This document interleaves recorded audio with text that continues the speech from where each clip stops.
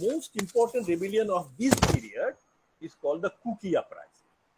The Kuki uprising took place in 1917 when the First World War was about to begin, and the Britishers were recruiting the tribals to fight the British war, to be transported them to Europe so that they can fight as part of the British army.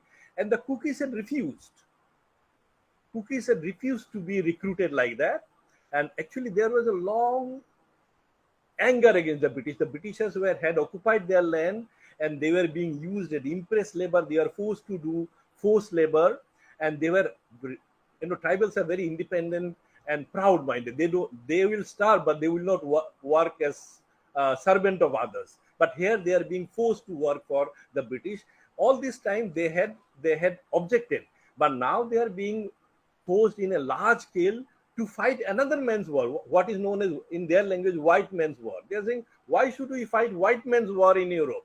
We don't want to go.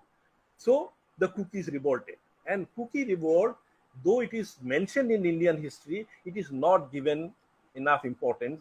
I just want to say that according to the British record, the expenses to suppress the Kuki uprising was much more than the expenses of suppressing the 1857 rebellion. So that shows how important it is. How important, and it lasted almost for 3 years, from 1917 to 1920. It lasted.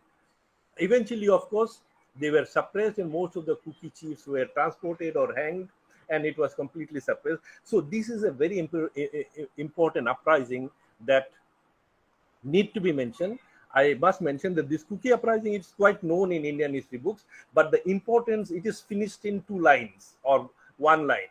But it should be given much more space, because according to the British themselves, it was much more important than the 1857 revolt themselves. The Britishers were very, very scared. The tribals, their idea was the tribals are very, very violent people. They don't believe in submitting memorandum, and they believe in killing people, killing their oppressor. So therefore, if the tribals become violent again, then it will be very difficult for the British to live in Northeast, especially proved by the Kuki uprising of 1970. So they did not allow the tribals to take part in any nationalist movement. Even if they had to go, suppose that Kuki or a Naga or a Lushaitev has gone from hills to Guwahati or Calcutta to study, he had to give a written undertaking that he will not take part in any Congress activities or any Congress. So he had to give a thing. So that is one way they had to stop the tribal uprising, tribal being influenced by this nationalist ideology of Gandhi and others.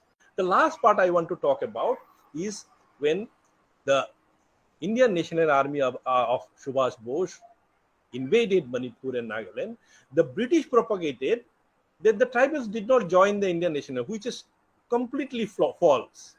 The record shows, and now these records are open. It is available in National Archives in some of the Subhash Bose Archives museum that is open in Delhi.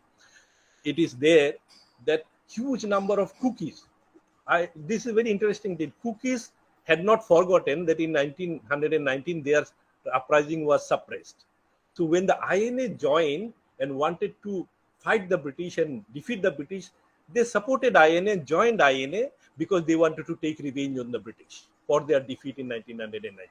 Similarly, huge number of Nagas, Assamese and Dimasas, they all joined the Assamese army. They did not come with the Indian National Army. They joined when the Indian National Army came to Manipur and Kohima, joined and fought against the British.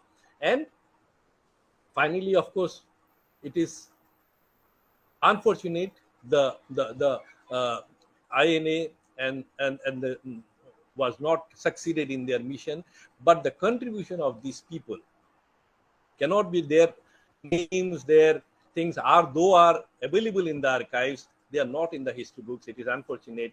But what I'm saying, though the Indian history books does not recognize their contribution, it is etched in the memory of the oral tradition of the history of Northeast India, people of Northeast India, and it would be one of our greatest tribute if you remember them in this hour when we are celebrating this Azadi Ka Amrut Mahotsav.